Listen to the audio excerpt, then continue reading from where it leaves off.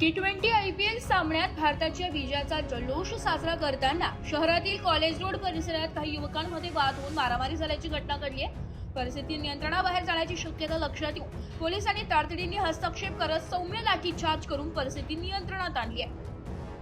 याबाबत मिळालेली अधिक माहिती अशी की T20 IPL सामन्यात भारताच्या विजयाचा आनंद साजरा करण्यासाठी कॉलेज रोड परिसरात मोठ्या संख्येने युवक वर्ग जमा झाला होता। यावेळी काही कारणावरून दोन गटांमध्ये वाद झाला आणि त्याचे रूपांतर धक्काबुक्की व मारामारीत झाले।